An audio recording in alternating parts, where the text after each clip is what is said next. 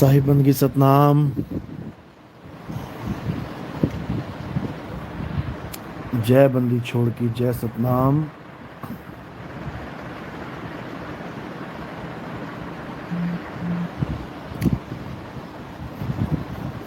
परमात्मा की अपार कृपा से, बंदी छोड़ की अपार दया से ये मूल ज्ञान का सत्संग आगे से आगे बढ़ता ही जा रहा है। शुक्राना उस परमात्मा का जो अपने बच्चों को इतना विवेकी बना रहा है कि मेरी एक एक बात अब उसके ये बच्चे समझते चले जा रहे हैं और एक भी काल का दूत अब इन बच्चों को भरमा नहीं सकता। हाँ, बच्चा ही अविवेकी है वो बात अलग है। विवेकी बनने की कोशिश तो की लेकिन पूर्ण विवेक नहीं जाग पाया, वो बात अलग है। लेकिन जो पूरा विवेकी हो गया, जिसने थोड़ा सा भी अनुभव समझ लिया, हल्का सा भी उसको अनुभव हो गया, उसे कोई भरमा नहीं सकता। भले 100 में से 2% भी हो जाए, शुरुआती अनुभव होने लग जाए, भले शब्द का अनुभव नहीं भी हुआ तब भी कुछ ना कुछ समझ में आने लग जाए, वो भी दृढ़ हो जाता है। क्योंकि साहिब ने कहा है, कहें कबीर सुनो भाई साधो मैं तो हूं विश्वास में। पहले विश्वास दृढ़ हो तब भक्ति पूर्ण होती है। और तुम भक्ति कर रहे हो, विश्वास नहीं है पूरा, वो पूर्ण नहीं हो पाती। क्योंकि मैंने पहले ही बताया था कि हमने जब से सत्संग सुनाने शुरू किए तब से एक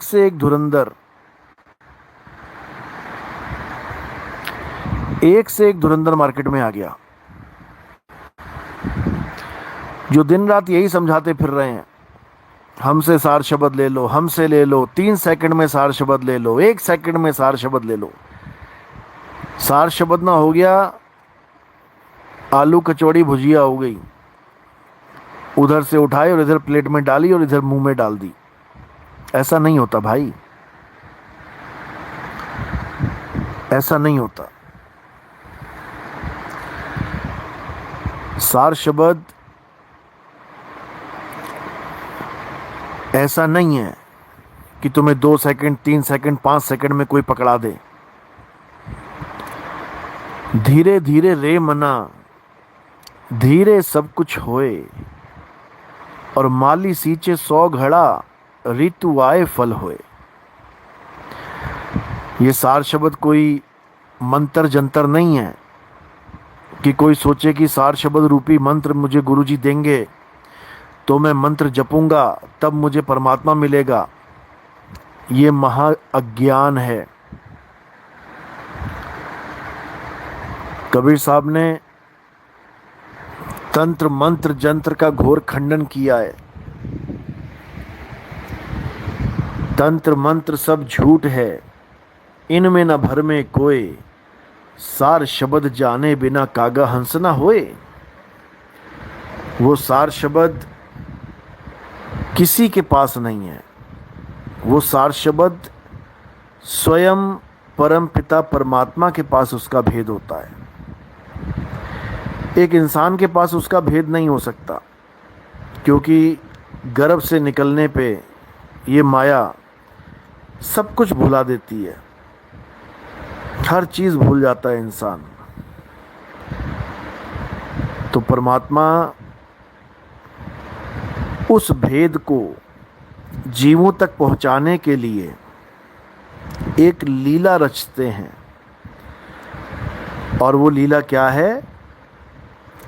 वो लीला नौतम सूरत की लीला है। जो ये रामपाल जी के चेले कबीर साहब को परमात्मा परमात्मा परमात्मा बोलते नहीं थकते, असल में कबीर साहब नौतम सूरत हैं। नौतम सूरत ही इस संसार में आके उस परम पिता अचल आत्मा का, उस अचल परमात्मा का भेद बताते हैं। नौतम सूरत, नौतम का मतलब नया, मैंने पहले भी कई बार बताया। यानी हम सब सूरत जितनी भी हैं यहाँ पे संसार में, हम पुरानी हो चुकी हैं, जन्म मरण के चक्कर में धक्के खा चुकी हैं।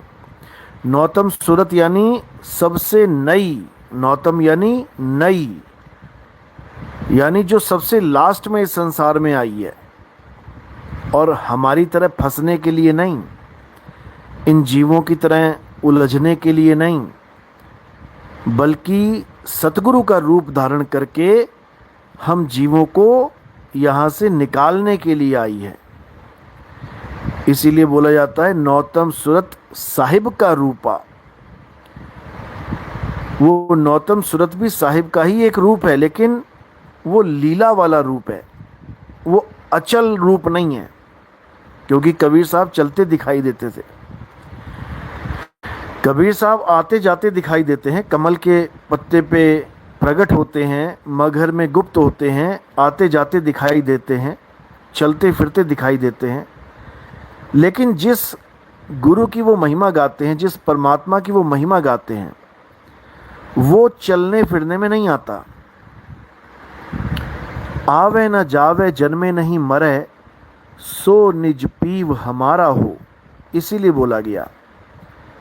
लेकिन ये रामपाल जी के चेले इसको नहीं समझ पाएंगे।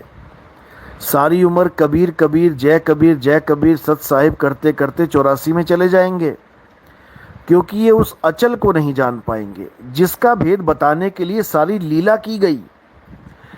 जिस अचल परमात्मा का भेद बताने के लिए काशी में कबीर साहब प्रकट हुए, वो नौतम सूरत प्रकट हुई, उसने शरीर को धारण किया। जीव मुक्तावन कारणे अविचल धरा शरीर, यानी उस परमात्मा की लीला जो एक सूरत को भेजा, नौतम सूरत को भेजा, और कबीर साहब का स्वरूप बन के, कबीर साहब की देह धारण करके, वो दाढ़ी मूछें टोपी वाली देह धारण करके सारे संसार में भ्रमण किया, सारे संसार में जीवों को जगाया। ये उनकी लीला है। लेकिन परमात्मा क्या है? परमात्मा अचल आत्मा है, वो शब्द गुरु है जो आता जाता नहीं है। समझ लो अच्छे से। तो सारा खेल नौतम सूरत का ही है, और इस बार भी ये सारा खेल नौतम सूरत का ही है। जो सारा संसार उस अवतार का इंतजार कर रहा है, जो अवतार पूरे संसार को एक अध्यात्म का मार्ग, एक सच्चा मार्ग देगा, वो अवतार और कोई नहीं, वो नौतम सूरत का ही अवतार है। और नौतम सूरत कभी किसी के गर्भ में नहीं आती। आज ऐसी ऐसी औरतें YouTube चैनल पे आ गई, इंस्टाग्राम पे आ गई, फेसबुक पे बैठी हुई हैं, जो अपने गर्भ की फ़ोटो खींच के डाल देती हैं कि मेरे पेट में बच्चा है। अब वो बच्चा कौन है? वो बच्चा ही अवतार है। ऐसे निकम्मे लोग भर्ती हो गए हैं, क्या बताया जाए। नौतम सूरत कभी भी गर्भ में नहीं आती, ये उसकी पहचान है। यानी इस संसार का आखिरी अवतार कभी किसी माँ के गर्भ में नहीं आएगा। याद रखो इस बात को अच्छे से समझ के। वो अवतार कैसे काम करेगा इसके बारे में भी अच्छे से समझ लो। जब मदन साहिब को कबीर साहब मिले, तब उन्होंने समझाया कि मदन, जो ज्ञान में तुम्हें, सार शब्द का भेद मैं तुम्हें बता रहा हूँ, जिज्ञासु जीवों को बताते जाओ और खूब प्रचार करो, चारों दिशाओं में प्रचार करो। तो मदन साहब कहते हैं कि मैं कैसे चारों दिशाओं में प्रचार करूंगा, कहाँ कहाँ जाऊंगा मैं? महाराज ये मेरे बस की बात नहीं है। हाँ, जिज्ञासु जीवों को मैं सार शब्द का भेद समझाता जाऊंगा, लेकिन इतना बड़ा प्रचार मैं नहीं कर सकता। तो कबीर साहब ने मदन साहिब को वहाँ क्या बोला कि चिंता मत कर मदन, ये सारा प्रचार हम ही करेंगे, तुम बिल्कुल फिक्र मत करो। बल्कि तुम्हारे पंथ में भी ऐसे ऐसे साधु आ जाएंगे जो हमारे ज्ञान के विमुख चल पड़ेंगे। यानी मदन साहिब के पंथ में भी ऐसे ऐसे साधु महात्मा आ जाएंगे जो अचल आत्मा यानी सार शब्द को छोड़ के कोई प्रकाश का प्रचार करने लग जाएगा, कोई शरीरों का प्रचार करने लग जाएगा कि परमात्मा कौन है, परमात्मा कबीर साहब हैं, उनकी 2 आंखें 2 कान, आंख बाल खाल है, इसी का प्रचार करने लग जाएंगे। कोई कहने लग जाएगा कि आत्मा और परमात्मा आहार विहार करते हैं, खाना भी खाते हैं और घूमने भी जाते हैं। ऐसे ऐसे निकम्मे मदन साहिब के पंथ में आ जाएंगे। ये कबीर साहब ने उसी वक्त बोल दिया था जब मदन साहिब के साथ मुलाकात हुई थी। तो क्या बोला था उन्होंने बिल्कुल स्पष्ट बोल दिया था कि बहुत मदन में पंथ चले हैं, बहुत ज्ञान कथ के समझई हैं, ताकि बात न मानो एका, और सार शब्द में राखो टेका। सार शब्द में राखो टेका। सार शब्द। ऐसे ऐसे मदन साहिब के चेले भ्रमित होके गुरुवाई करने लग गए हैं, जो सार को अलग और शब्द को अलग बता रहे हैं। कह रहे हैं सार अलग चीज है, शब्द अलग चीज है। इन मूर्खों को कोई समझाने वाला नहीं मिला, इन मूर्खों को कोई बताने वाला नहीं मिला कि शब्द शब्द में भेद है, असार शब्द और सार शब्द में भेद है। असार शब्दों को छोड़ देना है और सार शब्द को ग्रहण कर लेना है। सार शब्द को ग्रहण करने पर काल भगवान माथा टेक देता है। कहते हैं सार शब्द आए जेहि विधि हाथा, तेहि विधि काल नवावे माथा। तो सार शब्द 2 चीज नहीं है कि सार अलग है और शब्द अलग है। ये जयदाता स्वामी वाला कोई आ गया है जो ऐसे भ्रमांक बातें करके जीवों को भरमा रहा है। मदन साहिब के पंथ में धक्के खा रहा था ये, लेकिन इसकी भक्ति पूर्ण नहीं हुई, इसको सार शब्द का बोध नहीं हुआ, बूढ़ा हो गया, मरने वाली हालत हो गई है इसकी। तो इसने गुरु बदल लिया, ये किसी और पंथ में चला गया और वहाँ जाके सार अलग और शब्द अलग ऐसा ज्ञान लेके बैठ गया। अगर पूरे विश्वास के साथ सच्चे गुरु से नाम लेके इसने भक्ति करी होती तो इसका ये हाल ना होता। तो ऐसे आते जाते रहेंगे हजारों लोग, आपने भ्रमित नहीं होना है। सार अलग और शब्द अलग बताने वाला अगर कोई भी मिलता है तो उसको चंद वाणियाँ समझा देना, सुना देना। क्या कहते हैं साहिब, सार शब्द गही बाची हो मानो एतबारा, अक्षर पुरुष एक पेड़ निरंजन वाकी डारा। तो यहां सार शब्द क्यों बोला?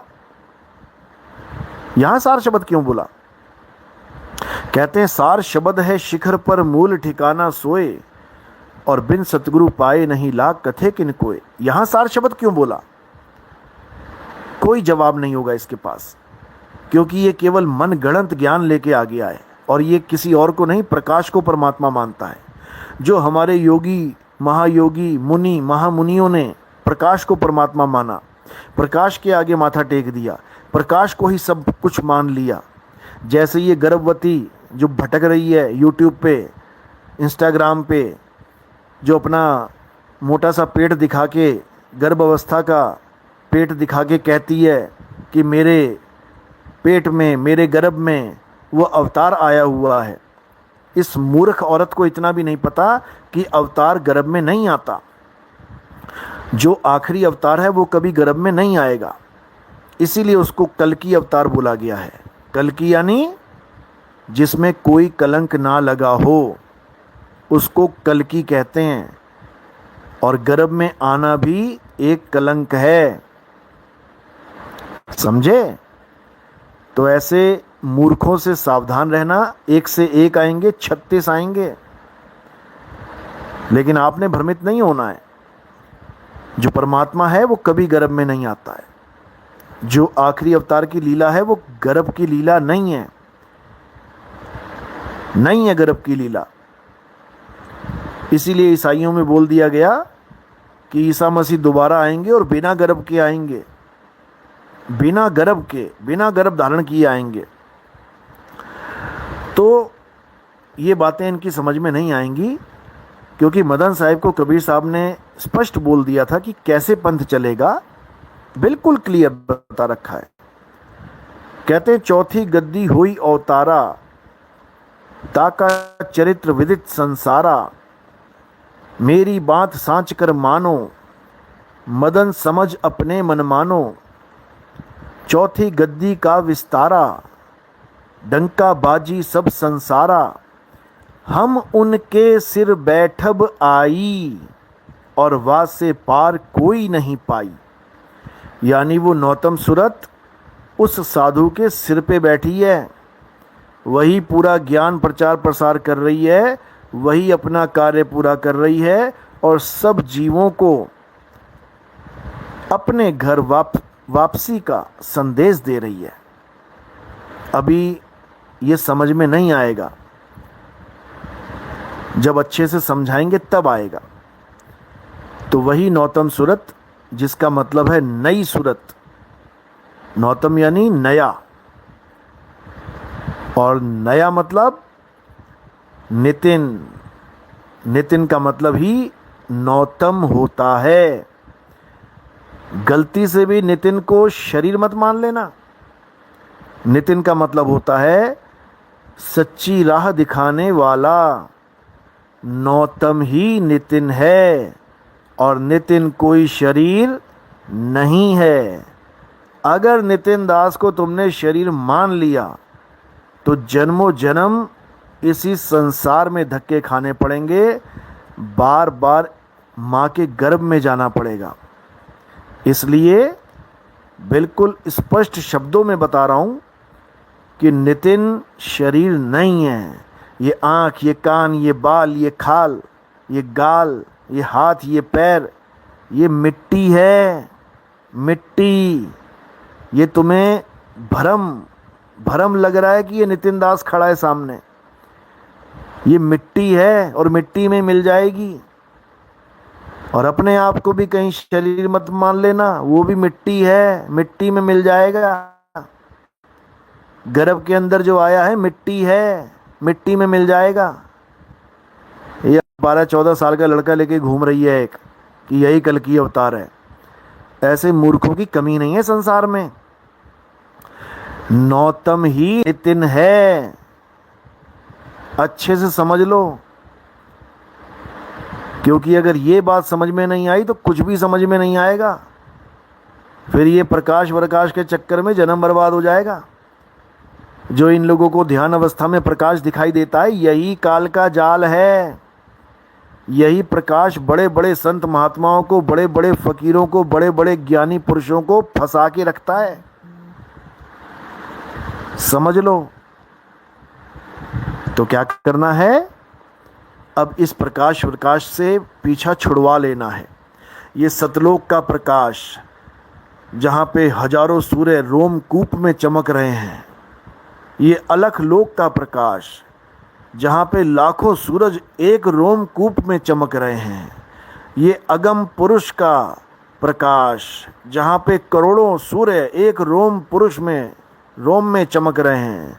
ये अनामी लोक के अनामी पुरुष का प्रकाश, जहाँ अरबों खरबों सूर्य चमक रहे हैं। ये सब बकवास है, ये सब अज्ञान है, ये सब थोथा ज्ञान है, ये सब माया का खेल है।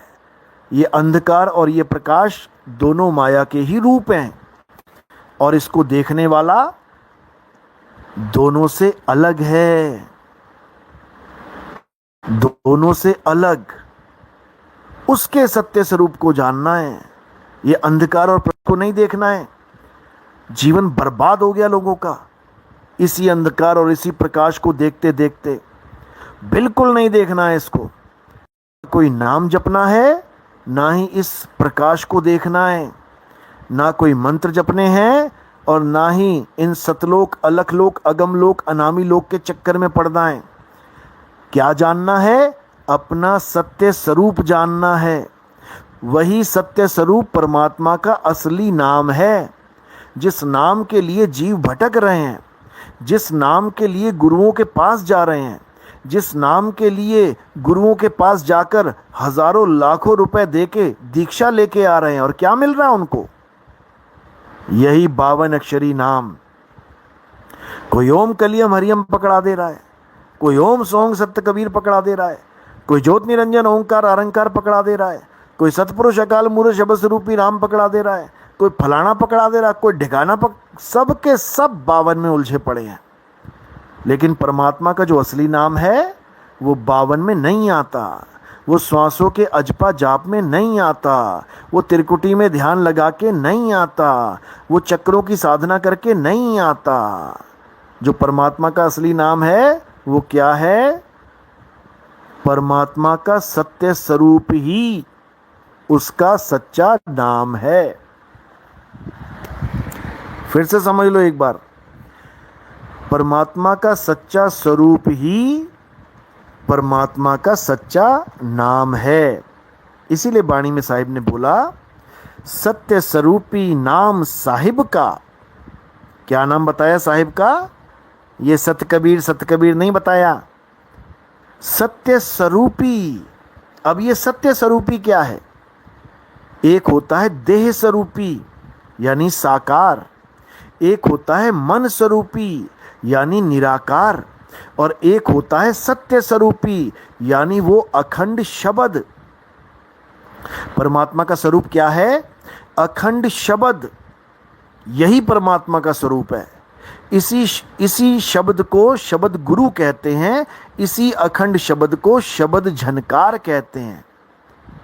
साहिब समझा रहे हैं, खुले कपाट शब्द झनकारी, और पिंड अंड के पार सो देश हमारा है।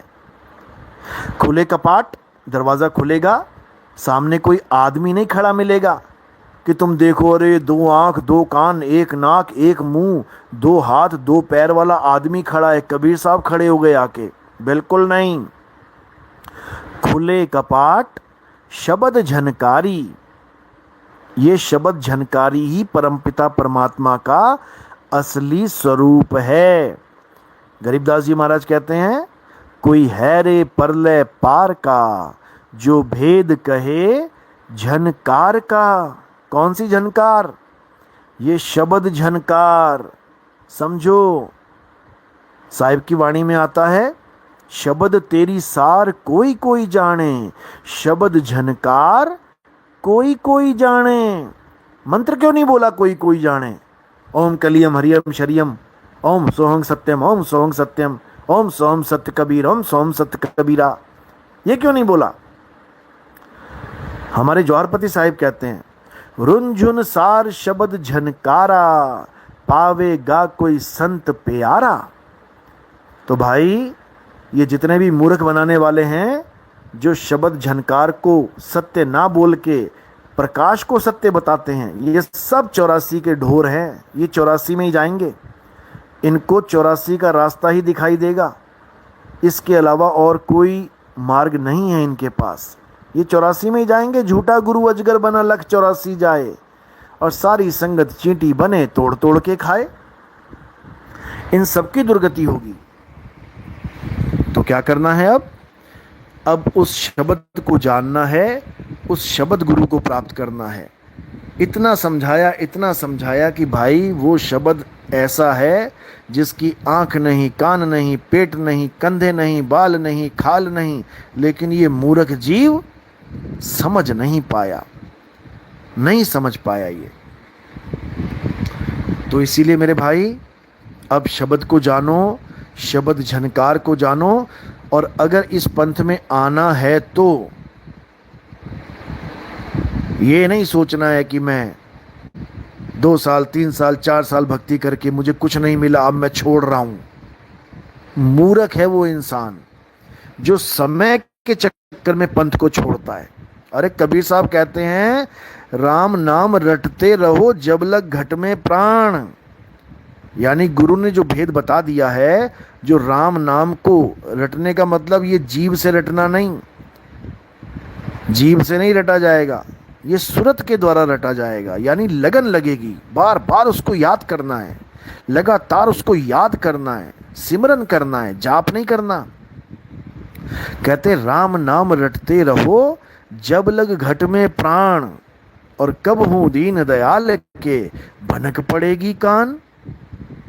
नहीं समझ में आता लोगों को, भटक जाते हैं बेचारे। तो भाई नुकसान तुम्हारा ही है। और मैं तो कहता हूं कि इस पंथ में आने से पहले तुम और पंथों में चले जाओ, कोई बात नहीं, चले जाओ, लगा लो 10-10 साल, कोई बात नहीं, लगा लो 20-20 साल, कोई बात नहीं। लेकिन इस पंथ में अगर आना है मेरे भाई, तो सिर धड़ की बाजी लगा के आना है। यानी लास्ट तक हमने इस रास्ते को, इस मार्ग को नहीं छोड़ना है। द्वार धनी के पड़े रहो, धक्का धनी का खाओ, अरे कब हूं धनी निवाजी हैं, जो दर छाड़ना जाओ। जो मरते दम तक इस दरवाजे को नहीं छोड़ेगा, उसी के लिए दरवाजा खुलेगा। खुले कपाट शब्द झनकारी। तो इन मूर्खों को, जिनको अनुभव नहीं हो पाया, इन मूर्खों को परमात्मा कभी नहीं मिल सकता। ये प्रकाश के सागर में ही गोते खाएंगे, उसी में डूबेंगे और 84 में जाएंगे, क्योंकि ये सारा संसार ही प्रकाश के द्वारा निर्मित होता है। अव्वल अल्लाह नूर उपाया, कुदरत के सब बंदे, एक नूर ते सब जग उपजिया। सारा संसार किससे बन रहा है? नूर से। और ये सब किसको अल्लाह मान रहे हैं? नूर को।